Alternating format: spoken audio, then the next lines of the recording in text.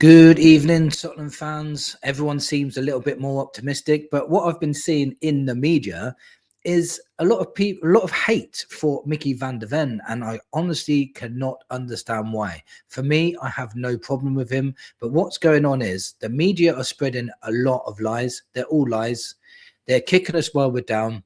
And Spurs fans are believing it and spreading it as well, which is not helping the situation as it is. We're in a relegation battle. We need to get behind the players. We need to get behind the team, and we need to start winning games.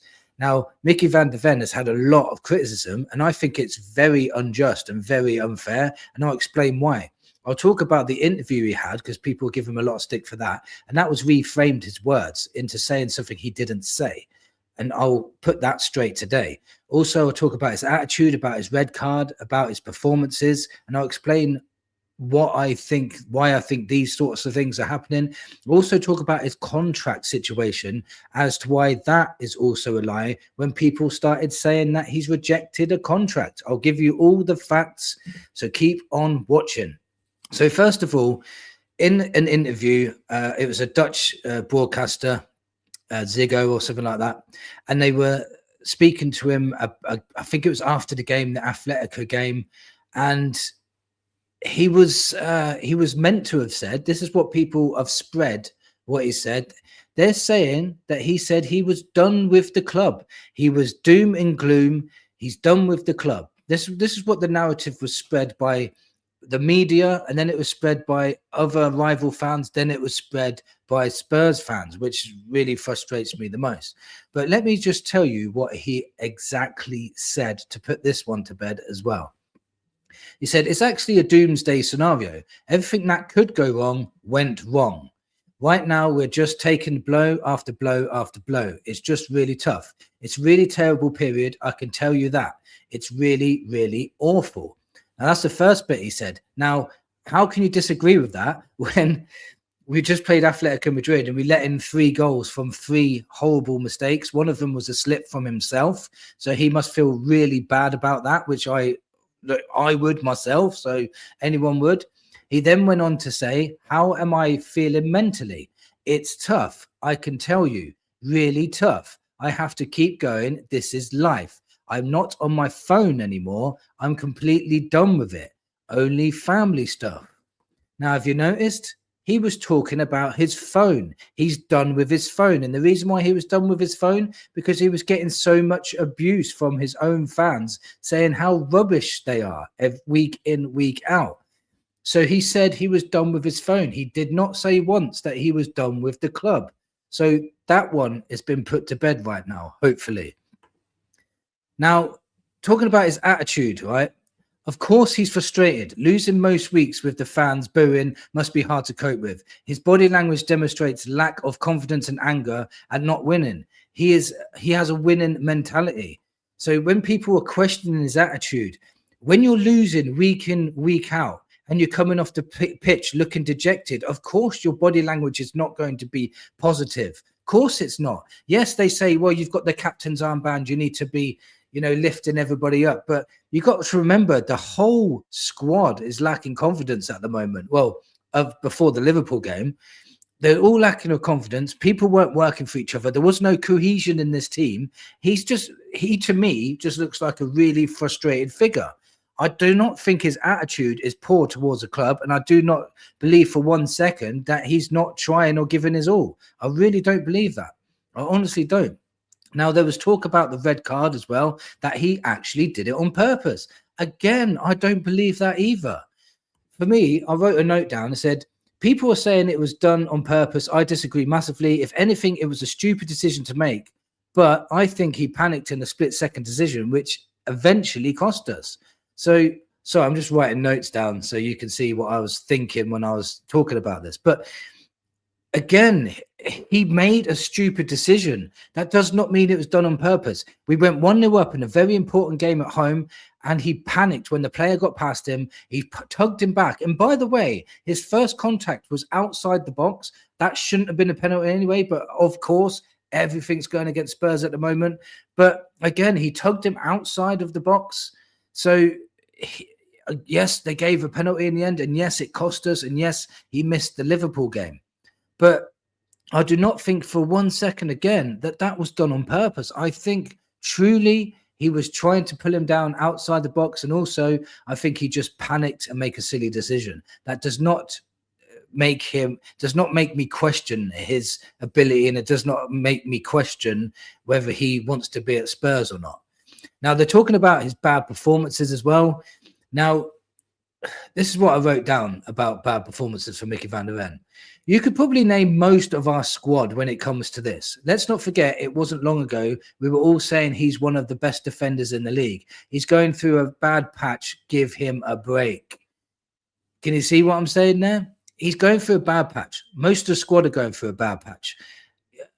To single him out would be massively unfair. It wasn't long ago. Actually, it wasn't that long ago at all. We was playing in the Champions League, and Mickey Van De Ven scored that wonder goal. When we went down to 10 men, he was captain that day, and he took it by the scruff of the neck and ran the whole length of the pitch and scored a goal.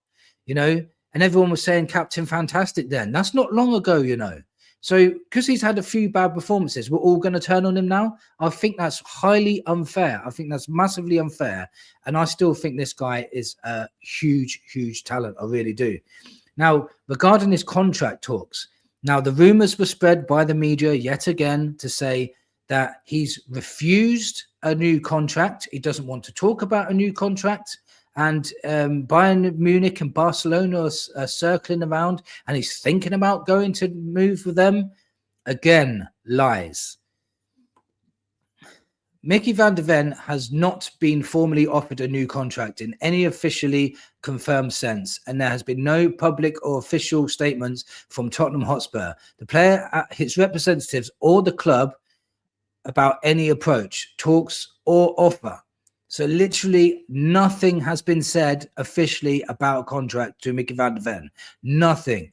So if there's nothing officially been said by Tottenham Hotspur official statements as well, by the way, then how do the media know about a contract that doesn't exist?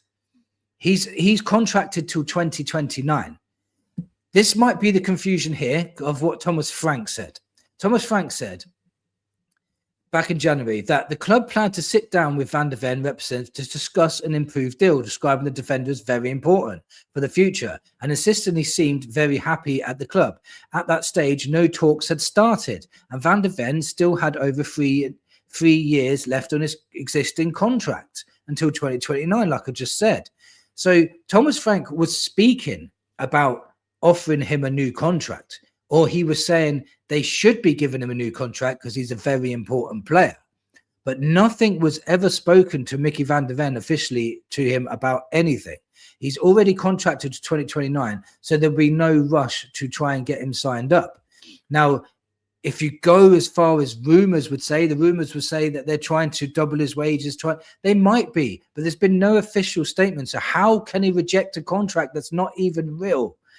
How can he reject it? So again, when people are saying he doesn't want to be here, doesn't want to be at this club, he's never ever rejected Tottenham, never rejected them. His attitude is just down to his poor mentality, his lack of confidence, losing every week, and he just wants to win, and when he was speaking in that interview, he never said I'm done with the club. Never said it once. We need to stop listening to this media lies. And then they spread it everywhere. And then it goes on Twitter and social media, wherever you want to see it. And people believe it without even checking the facts. He's not once said anything bad about Spurs. There's no recorded evidence of him saying anything bad about Spurs. Not one. So when you want to start spreading rumors that Mickey Van De Ven don't care, he doesn't want to be here, he wants us to get relegated so he can leave, none of that has been proven. So why are we saying it? Why are we digging out our own players when we're in the biggest relegation battle of our lives and we need to get out of it? We need to support our players. I myself can't wait for Mickey Van De Ven to come back. I can't wait for him to be in the first team again, because I still think he's an exceptional defender. And I think with all the confidence brimming through this squad again, I think he will shine again. And then it won't be long for everybody to start saying again that Mickey Van De Ven is one of the best defenders in the league. Now, if you don't believe me how good this player is and you think, well, I don't rate him, well, when we were right near the bottom, we still are, and people were saying we're going to get relegated, how many teams are circling, and how many teams fans, I mean, are circling saying, I'll take Van de Ven? Liverpool, Man City, Bayern Munich, Barcelona, they're all saying they would take Mickey Van De Ven. So if he's that bad, why are all fans of other clubs saying how good he is then? Why? Why are our own fans saying he's not good, but every other team are saying that he is? Man United fans want him as well. All those top teams want Van de Ven, but us as a Spurs fan base think he's not good enough, apparently. I disbelieve it massively. I think he's a huge, huge talent. And I think once he gets his confidence back, you'll see a swagger in him again. And I think he will perform really, really well. He's going to be massively important towards the end of this season. Just remember, it was only about 8 or 9 months ago where he was saving a goal off the line in the Europa League final to win us, basically, that Europa League trophy. Let that sink in. Thank you for watching. Let me know your thoughts. Come on, you Spurs.